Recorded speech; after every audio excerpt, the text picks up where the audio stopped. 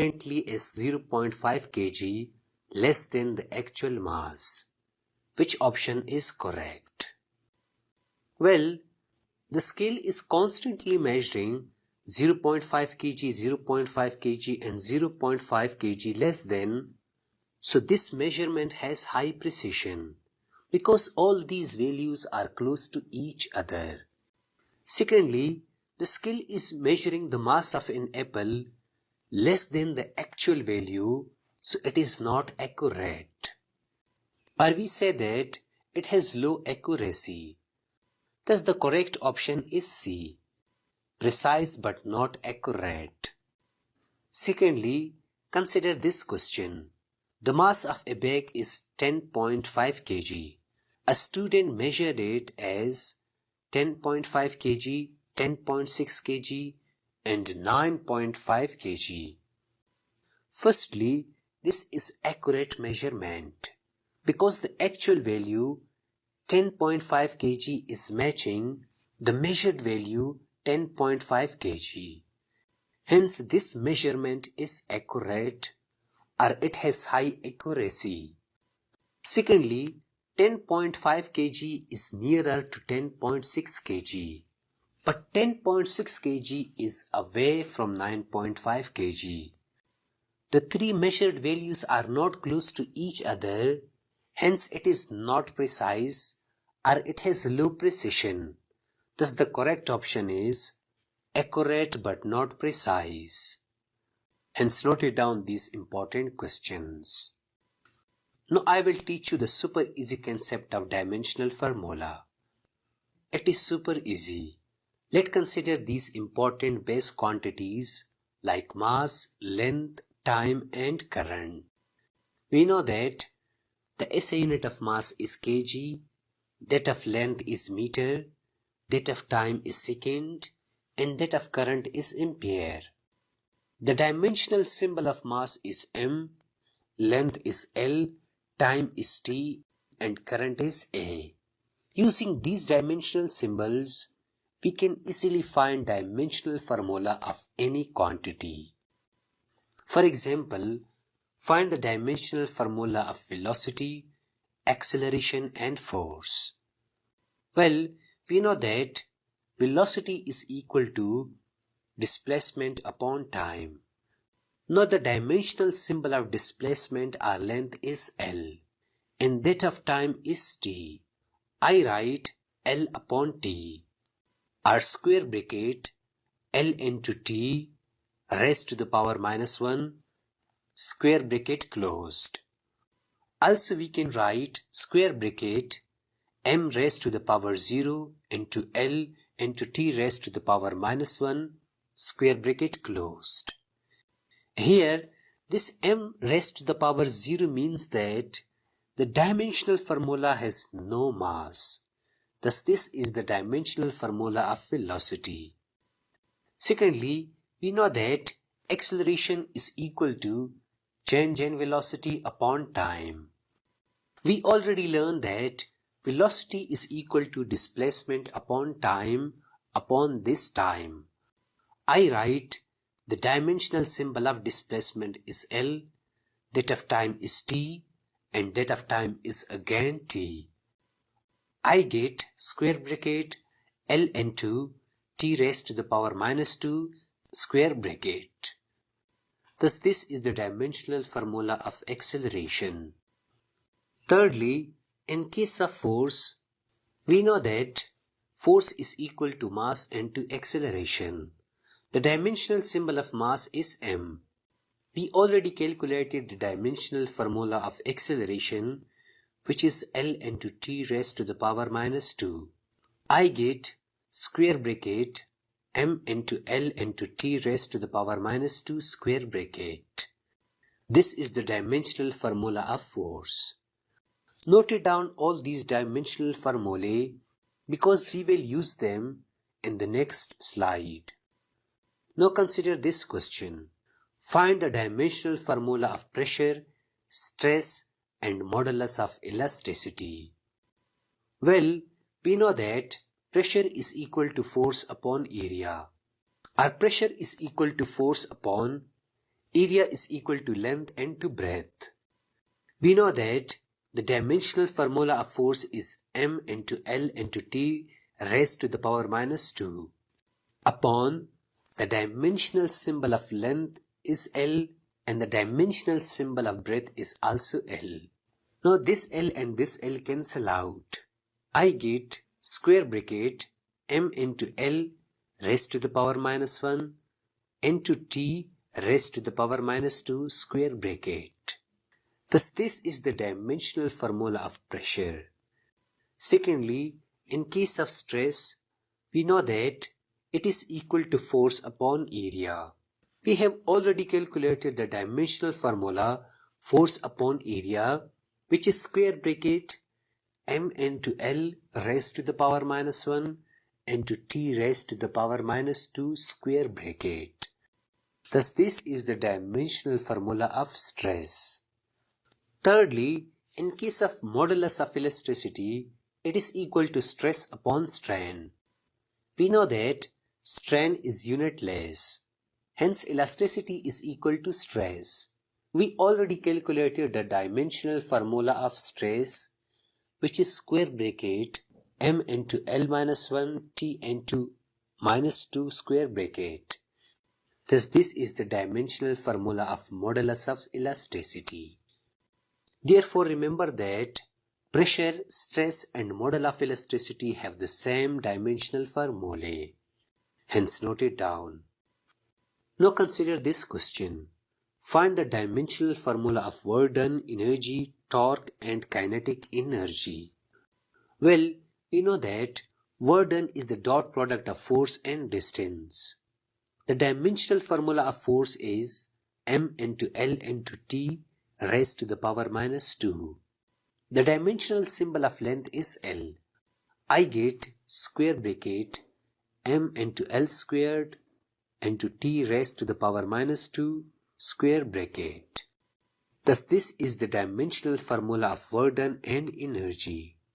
Remember that work done and energy are the two faces of the same coin. Secondly, we know that torque is the cross product of force and distance. The dimensional formula of force is m into L into T raised to the power minus 2. The dimensional symbol of length is L. I get square bracket m into L squared into T raised to the power minus 2 square bracket. Thus this is the dimensional formula of torque. Thirdly, we know that kinetic energy is equal to half of mv squared. Remember that we do not consider constant like 1 by 2 in finding dimensional formula. We know that dimensional symbol of mass is m. The dimensional formula of V is L into T minus 1. I take square on 8. I get square bracket m into L squared into T raised to the power minus 2 square bracket. Thus this is the dimensional formula of kinetic energy. Therefore remember that work done, energy, torque and kinetic energy all have the same dimensional formulae. Hence note it down this easy concept of dimensional formula. Now we will learn measurement of length. We know that there are two methods to measure length, direct method and indirect method. We use direct method to measure length when both ends are approachable. For example, consider this pencil. We can touch the end of the pencil, so we use meter scale to find its length. Remember that the least count of a meter rule is 1 millimeter. By least count, I mean the smallest length which is measured with the instrument. The second instrument is vernier caliper. Its least count is 0.1 millimeter. The third instrument is screw gauge. Its least count is 0.01 millimeter. On the other hand, we used indirect method to measure the length when both ends are not approachable. For example, The indirect method is parallax method. We use this method to find large distance between two heaven bodies, like distance between the earth and the moon. The second indirect method is reflexive method. Now let me teach you the important concept of parallax method. Firstly, let me teach you that what is parallax method. Consider this pencil. Here, look at the pencil. Now close your left eye. Next, open your left eye and close your right eye. Then repeat this process quickly. You can observe that the pencil shifts from left to right and vice versa. This shift is due to the distance between your two eyes. We call it apparent shift or parallax method. Therefore, we define parallax method as the apparent shift in the position of object when viewed from different positions is called parallax method. Remember that parallax method is used to measure large distance. For example, the method is used to measure the distance between the earth and the moon. Now I will teach you how mathematically we understand parallax method. Let's consider this circle. Here I draw this sector. We know that this is radius r and this is arc length L. It extends in angle theta at the center. Remember that the angle theta is always measured in radian. Let me repeat it. The angle theta is always measured in radian.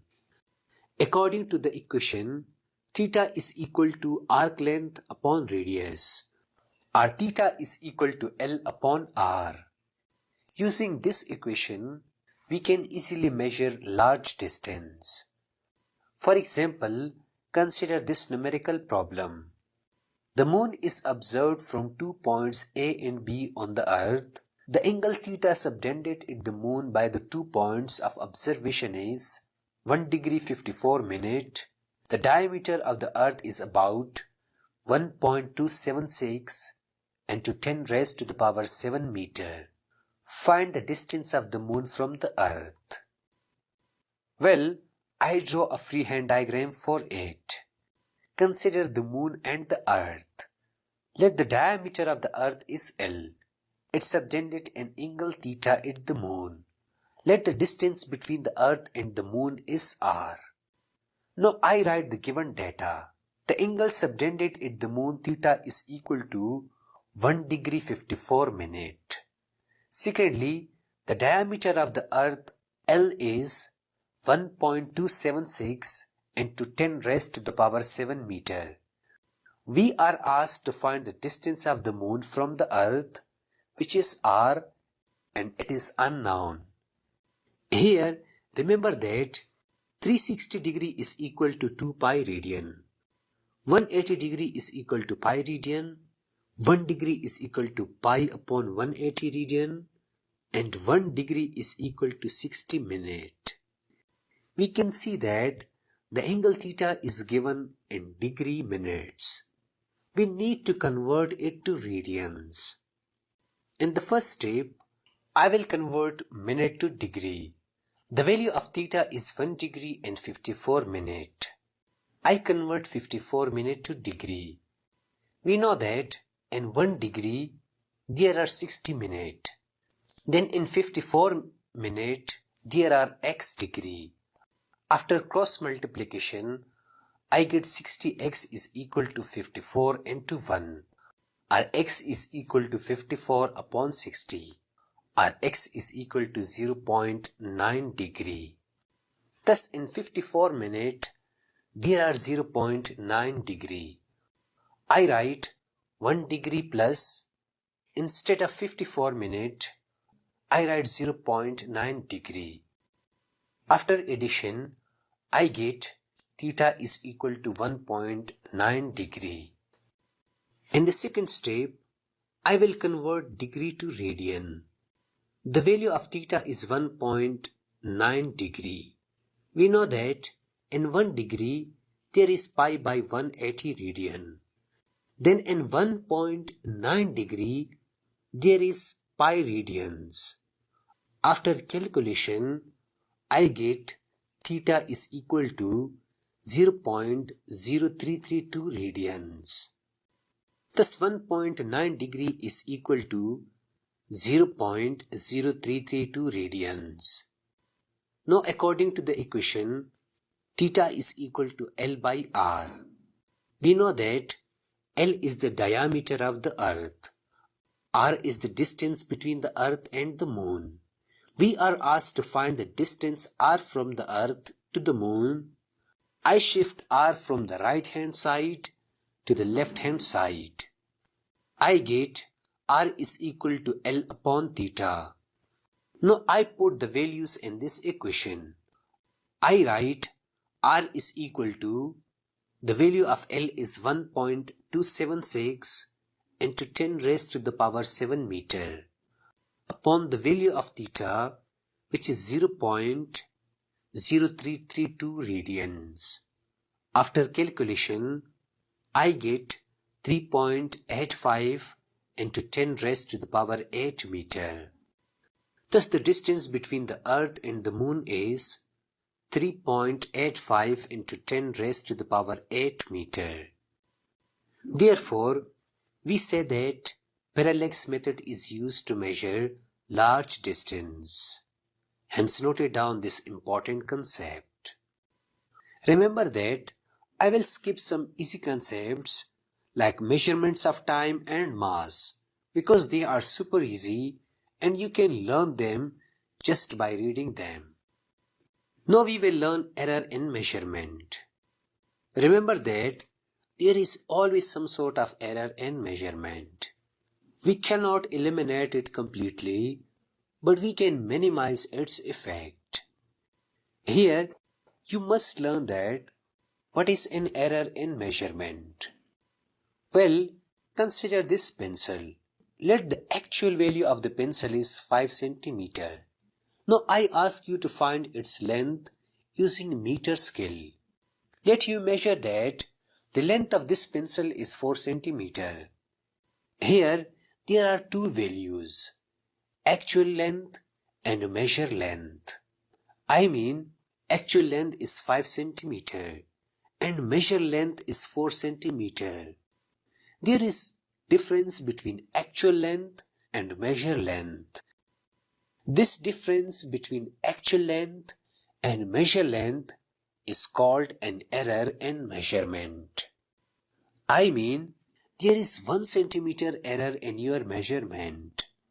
Therefore, we define an error as the difference between measured value and actual value is called an error. Let me repeat it. The difference between measured value and actual value is called an error. Thus we say that there is 1 cm error in your measurement. Now we will learn some important types of error. The first one is random error and the second one is systematic error. Firstly, we will understand the concept of random error, which a lot of students are not understanding. Let's consider that you are writing a research paper and suddenly you hear a blast or noise, due to which you do not concentrate and you make an error. Now this error or disturbance is caused by external source or noise. We call this error as random error.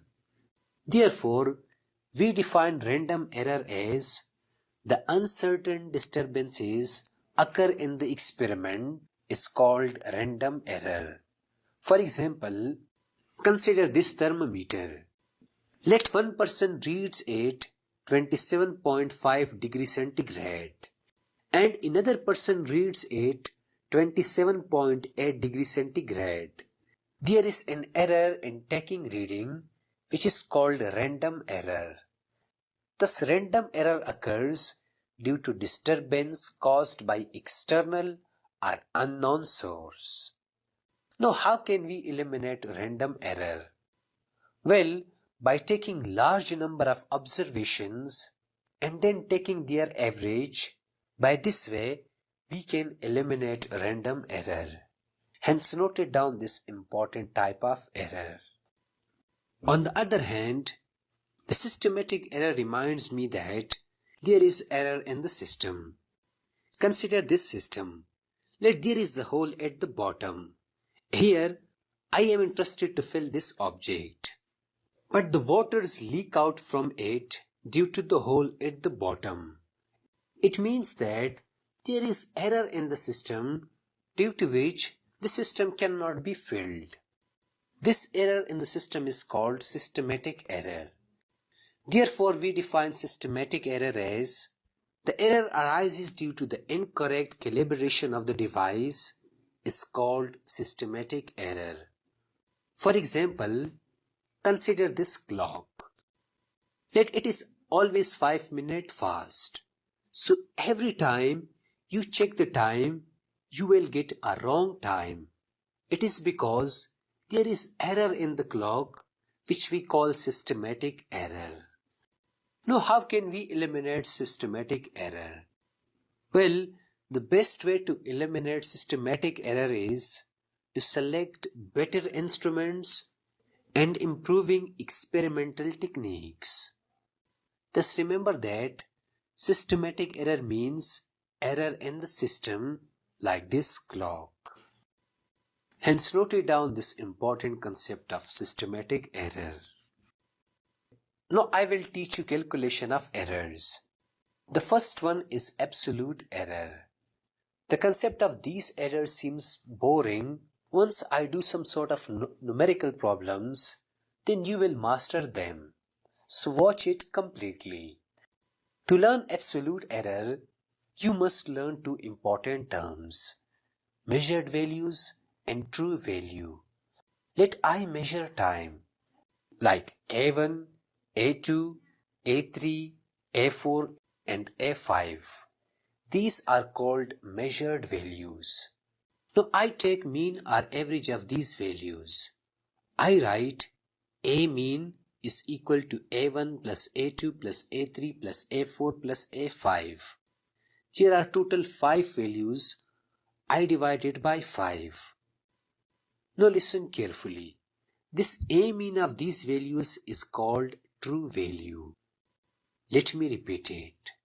This A mean of these values is called true value.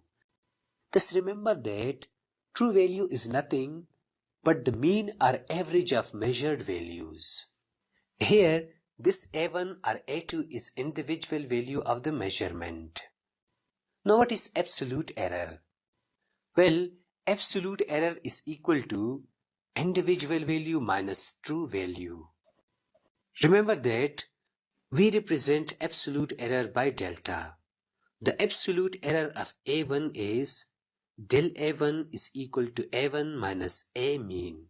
The absolute error of A2 is del A2 is equal to A2 minus A mean. The absolute error of A3 is del A3 is equal to A3 minus A mean. And then del A4 is equal to A4 minus A mean. Del A5 is equal to A5 minus A mean. Therefore, we define absolute error as the difference between individual value and true value is called absolute error. Thus remember that absolute error means when we subtract true value from individual value. Here, you must learn mean absolute error.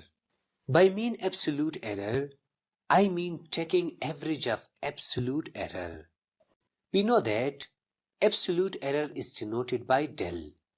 All measurement is A. I take its mean. So this delta A mean means mean absolute error. It is equal to mod of absolute error of A1 plus mod of absolute error of A2 plus mod of absolute error of A3 plus mod of absolute error of A4 and plus mod of absolute error of A5. There are total 5 values. I divide it by 5. Thus this is known as mean absolute error. Now the second one is relative error.